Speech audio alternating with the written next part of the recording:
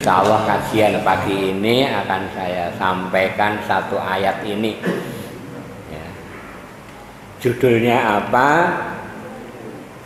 Ayat ini adalah judulnya masalah roh. Roh itu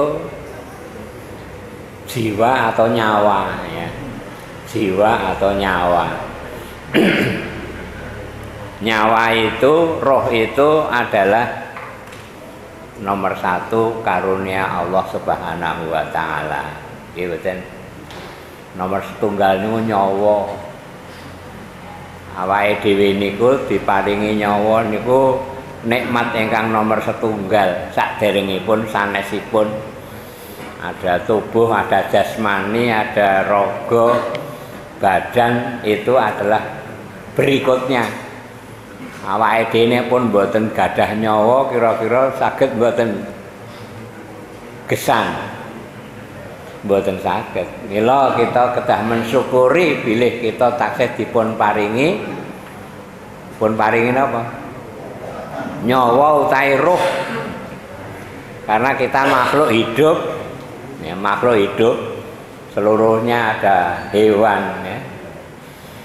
Dari yang kecil sampai yang besar itu sama dengan kita manusia, adalah terdiri dari dua unsur raga dan unsur nyawa, unsur jasmani dan rohani. Mula disebut rohani itu karena ada roh. Rohani, roh itu adalah kejiwaan atau nyawa. Jadi nyawa itu penting. Kalau kita masih hidup berarti antara jasmani dan rohani, antara tubuh dan nyawa, raga lan sukma, ngoten nggih. Raga niku awak, bleger awak awake dhewe niki, sukma niku nyawa. Berarti kita masih hidup karena antara raga lan sukma, tubuh badan dengan nyawa masih bersatu, masih jadi satu. Alhamdulillah. Nek pun kedua unsur ini berpisah antara jasmani dan rohani, antara raga lan sukma, tubuh dan nyawa, ya sudah, terjadilah peristiwa kematian. Terjadilah peristiwa yang disebut kematian. Mati. Karena roh itu adalah sangat menentukan antara kehidupan jasmani dan kehidupan rohani. Itu roh, antara jasmani dan rohani itu yang menentukan roh. Nah, siapa yang menentukan roh? Tidak ada lain adalah Allah Subhanahu wa Ta'ala. Semuanya sudah diatur, dikuasai dan dikehendaki oleh Allah Subhanahu wa Ta'ala. Antara badan dan nyawa ini masih bersatu atau tidak, berpisah atau belum. Kalau sudah dikehendaki oleh Allah, maka keduanya itu berpisah, sayonara. Sayonara. Oke, monggo dipun nikmati unjukan daharan nikmat saking Gusti Allah lewat kanca-kanca Pokjar, ibu-ibu Pokjar pundi? Al-Furqan niku Pokjar Selatan, mboten Pokjar Barat, Utara A. Selatan niku Al-Miftah. Al-Miftah. Pokjar Barat niku Ar-Rahman gitu. Nggih. Pokjar Utara A Al-Furqan, Pokjar Utara B Al-Hidayah, Timur Al-Amin, ya, masih belum bisa lepas dari selatan, barat, timur, daya, tenggara. Ya itulah. Monggo dipun undak, dipun nikmati, mugi-mugi dados barokah kita sedaya. Lan ingkang nyediani dari awal sampai akhir niku pikantuk balasan ganjaran ingkang matikel-tikel. Amin Allahumma amin. Monggo kula contoni, kula contoni.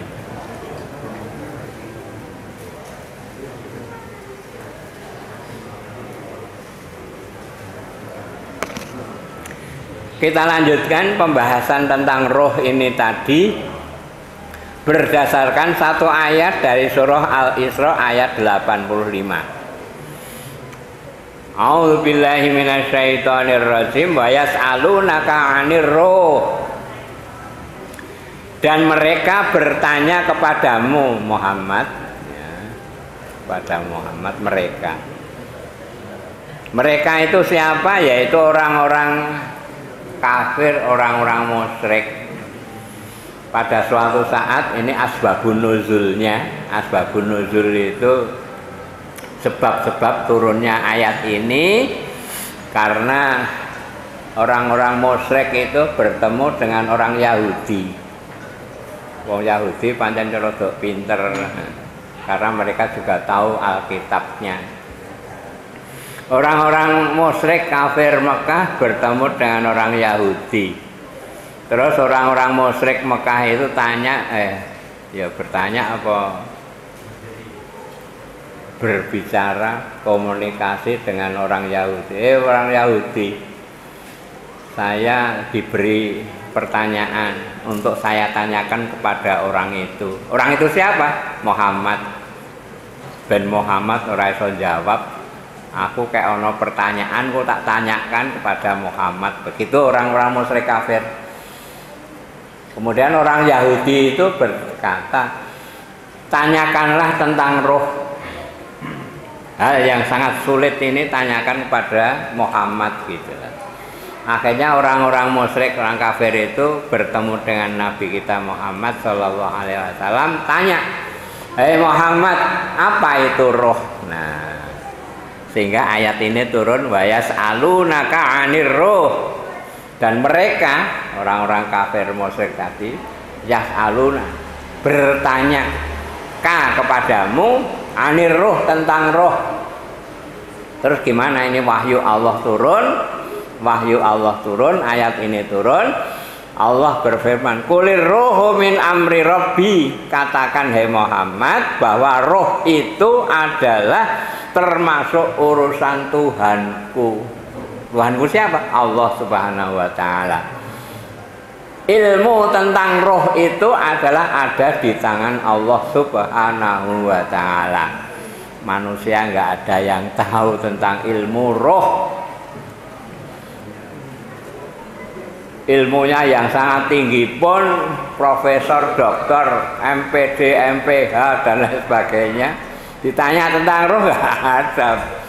Mereka orang-orang intelektual itu ditanya roh nggak ngerti apa-apa, kan gitu. Karena ini roh itu adalah urusan Allah Subhanahu wa taala, ada di tangan Allah.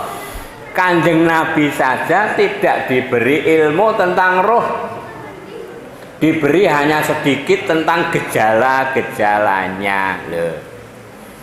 Rohnya itu sendiri adalah urusan Allah, amri Rabbi, urusan Tuhanku. Begitu jawaban Nabi Muhammad Shallallahu Alaihi Wasallam. Wa ma utitum minal ilmi illa qalila. Begitu firman Allah. Dan tidaklah kamu diberi pengetahuan tentang roh itu illa qalila, kecuali hanya sedikit kecil. Sedikit atau kecil tadi adalah yang kita sebutkan tadi, ada tentang gejalanya. Gejalanya kira-kira wong iki isih pantes ora dikei nyawa, kan gitu. Dokter saja kalau ditanyakan nggak tahu. Dokter saja hanya mengira-ira, oh ini kira-kira 3 hari lagi sudah meninggal. Niku hanya kira-kira pun Pak, Bu, niki biasa kondur mawon. Niki pun dokter angkat tangan, pun mboten saged napa? Mengusahakan sedikit pun monggo dibeto kondur mawon. Mboten sah diamputasi napa mboten sah, mangke malah ngentekke biaya. Gitu dokter, ada yang bilang begitu. Percuma mangke niki ditenggo mau tenan digawa mulih kira-kira tidak ada 1 minggu meninggal. Jadi dokter itu tadi bilang hanya gejalanya saja. Hanya gejalanya saja. Nanti kagungan keluarga ngoten nggih. Iya, ada itu seperti itu dan banyak dan banyak. Ini hadirin rahimakumullah, sehingga manusia itu diberi ilmu tentang roh itu qalilan, kecil atau sedikit ilmu pengetahuan tentang roh. Nah, dalam ayat 85 surah Al-Isra ini, roh itu adalah artinya nyawa. Sedangkan roh itu sendiri di dalam Al-Quran itu ada 3 arti. Mangke menawi panjenengan sedaya niku manggi kalimat atau lafal roh di dalam Al-Quran itu artinya 3 macam. Nggih. Banyak sekali kita temukan ayat yang menyebutkan itu lafalnya ruh. Nah, yang sepindah, yang pertama adalah roh yang berarti wahyu Al-Quran. Jadi nanti ada roh itu yang artinya wahyu Al-Quran, wahyu yang diturunkan Allah kepada Kanjeng Nabi itu, yaitu ayat-ayat Al-Quran itu juga disebut roh. Tersebut dalam surah Al-Asyura ayat 52. A'udzubillahi minasyaitonirrajim. Wa kadzalika auhayna ilaika ruhan min amrina. Dan demikianlah kami wahyukan kepadamu hai Muhammad roh, yaitu Al-Quran, dengan perintah kami. Itu yang pertama. Jadi roh itu berarti wahyu, ayat Al-Quran yang diturunkan oleh Allah. Kemudian yang kedua adalah roh yang berarti malaikat Jibril. Khusus malaikat Jibril itu diberi sebutan nama ruh. Ada yang disebutkan dengan Ruhul Amin. Jadi Ruhul Amin itu sebutan dari Nabi. Malaikat Jibril. Di dalam Al-Quran disebutkan bahwa Ruhul Amin itu adalah malaikat Jibril. Nazala bihi Ruhul Amin ala qalbika litakuna minal mundirin. Surat Asy-Syu'ara ayat 183 dan 184, ayat pendek. Yang dibawa turun oleh Ruhul Amin, yaitu Jibril, ke dalam hatimu wahai Muhammad, agar engkau menjadi orang yang memberi peringatan. Jadi ayat-ayat dimasukkan ke dalam hati oleh malaikat Jibril atas perintah dari Allah Subhanahu wa Ta'ala. Ada yang ayat lain mengatakan bahwa roh itu nama dari malaikat Jibril adalah Ruhul Kudus. Ruhul Kudus itu sebutan dari malaikat Jibril. Tersebut dalam surat 3 ayat. Surat Al-Baqarah ayat 87, surat dan 253 dan Al-Maidah ayat 110 nanti bisa dilihat. Wa ataina Isa bin Maryam al-bayyinati wa ayyadnahu biruhil qudus. Biruhil qudus. Dan telah kami berikan bukti-bukti kebenaran atau mukjizat kepada Isa putra Maryam. Di mukjizat itu peristiwa luar biasa yang diberikan kepada para nabi, dan ayat ini adalah khusus untuk Nabi Isa putra Maryam. Wa ayyadnahu biruhil qudus, dan kami perkuat dengan Ruhul Kudus, yaitu Jibril. Kemudian ayat lain juga ada. Idz qala Allahu ya Isa bin Maryam azkur ni'mati 'alaika wa 'ala walidatika idz ayyatuka biruhil qudus tukallimun nasa fil mahdi wa kahla. Nah, ini tentang mukjizat Nabi Isa yang juga diberikan oleh Allah lewat malaikat Jibril. Di sana diterangkan tentang mukjizat yang paling hebat pada Nabi Isa adalah kamu dapat berbicara dengan manusia di waktu masih dalam buayan. Nah, ini mukjizat wa ayyadnahu biruhil qudus. Jadi itu yang kedua, karena waktunya mepet sehingga kita tidak membahas agak lama.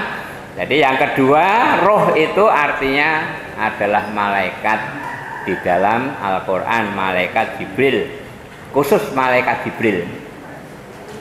Kemudian yang ketiga yaitu berarti nyawa. Nyawa tadi saya sampaikan di depan, roh itu ada di dalam tubuh, di dalam badan, di dalam jasmani makhluk hidup, karena itu sumber hidup. Saya katakan tadi karena adanya nyawa maka tubuh itu masih hidup, manusia atau hewan, ya toh? Nah itu. Sehingga di dalam surah ini roh itu artinya nyawa atau jiwa. Nyawa lebih khusus, jamaknya adalah arwah. Jenengan rak pun do apal to arwah. Donga niki kita aturaken, kita tujuaken dumateng para arwah ingkang sampun sumare. Arwah itu jamak dari ar-ruh. Ruh itu tunggal. Nek ndongake kangge tiyang setunggal li ruhi. Kangge rohipun Mbah sinten Mbah Kromo. Khusus satu ini ruh. Nek banyak arwah li arwahi. Kangge mbah-mbah kita, ahli kubur kita, famili kita, arwah. Mula wonten ada bulan ruah. Bulan ruah itu artinya ya dari kata-kata arwah, artinya apa? Untuk mendoakan para ya orang-orang yang sudah almarhumah, kan gitu. Hadirin rahimakumullah, jadi sudah kita ketahui bahwa unsur tubuh kita khususnya manusia dan makhluk hidup terdiri dua tadi saya sebutkan, antara raga dan sukma, ya, badan dan nyawa, ya, karena itu yang menentukan hidup dan matinya makhluk hidup khususnya kita manusia. Ada beberapa definisi tentang roh yang disebutkan oleh para ulama. Yang kesatu adalah roh itu adalah semacam materi cahaya. Jadi roh itu tidak bisa dipegang, ya, nggak bisa dipegang, nggak bisa diraba. Ya. Sifatnya berbeda dengan materi yang dapat dilihat dan diraba. Ning ono, ono ning ora kena dilihat, nggak bisa diraba. Coba nyawane jenengan itu di demok piyambak, ya, itulah. Itu yang pertama. Yang kedua, roh itu bersifat kekal, tidak punah dan tidak mengalami tua. Sing tua niku napa? Raga, badan, tubuh itu sing selot tuwek. Kaya kula niku pun tuwek niku. Raga ini yang ning nyawa tesih tetep ajeg. Dari kita ini diberi nyawa di dalam rahim ibu kita sampai kita besok diambil oleh Allah, nyawa kita tetap nyawa ini mboten nate tuwa. Sing tuwa sinten? Sing tuwa niku raga kita. Jasmani kita yang tua. Yang ketiga, roh itu mengalir dalam tubuh sebagaimana mengalirnya air dalam tumbuhan, dalam bunga. Kira-kira bisa didelok mboten? Air yang mengalir di dalam tumbuhan itu bisa dilihat nggak? Nggak bisa, nggak bisa. Kalau itu airnya sudah habis di dalam tumbuhan itu, apa yang terjadi? layu dan kering. Akhirnya apa? Mati. Ya, sama dengan kita manusia, nyawa itu kalau sudah nggak ada, mati, tubuh kita mati. Nah, yang mengalami mati itu adalah tubuh kita. Kalau nyawa kita nggak mati, nyawa kita itu kekal abadi. Roh memberi hidup di dalam tubuh selama tubuh itu mampu menerima. Maka datanglah ajal. Jadi ajal itu datangnya kematian pada seseorang, khususnya manusia ya. Yang kita bicarakan manusia saja nih.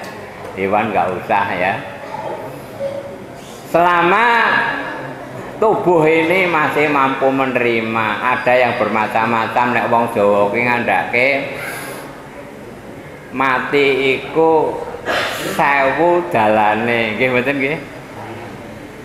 Padha-padha mati ning dalane werna ana sing mendadak, ana yang sakit lama nggak mati-mati. Saya punya saudara itu yang tidak bisa apa-apa, itu 3 tahun geledak di kamar tidur. Lu kok gitu, kok bisa? Di sana itu ada orang yang mati mendadak tanpa sakit tekoni gerah napa to? Mboten gerah napa-napa. Lah, jadi orang Jawa mengatakan 1001 dalane pati, ngoten nggih? Ana sing mati nang tengah dalan. Ana sing mati di atas tempat tidur. Ada yang mati di dalam masjid. Ngoten mboten? Pengen mboten mati nang dalam masjid ngoten niki? Ya pengen nih, ora pengen gitu lah. Iya, macam-macam dalane pati 1001 gitu ya. Jadi kita nggak usah gumun. Kalau pirang-pirang tahun orang mati-mati toh yo. Ngantek jelas keluargane antek kesel rumah. Ada yang tidak sakit apa-apa mati itu ada. Itulah namanya dalan patiku 1001 nggih. Kita harus yakin begitu. Apabila alirannya terhambat dalam tubuh, terhenti alirannya, aliran nyawa itu tadi, maka tubuh menjadi mati. Kematian adalah perpisahan roh dari tubuh. Keduanya menyatu selama kehidupan berlangsung. Alhamdulillah saat ini kita sekarang kehidupan masih berlangsung nggih. Kapan nih berlangsung nggih? Tekan kapan nggih, Pak? Pak Sugeng kapan? Tekan kapan? Kita nggak tahu. Kita nggak tahu. I don't know. I don't know. Kita tidak tahu. Yang tahu adalah Allah.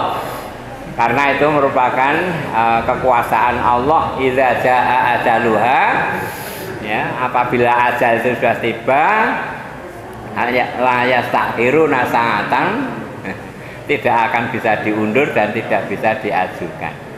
Kita perlu mempercayai tentang roh ini, ya, memang kekuasaan Allah Subhanahu wa taala, ya, bahwa roh atau nyawa itu ada, jelas ada nggih.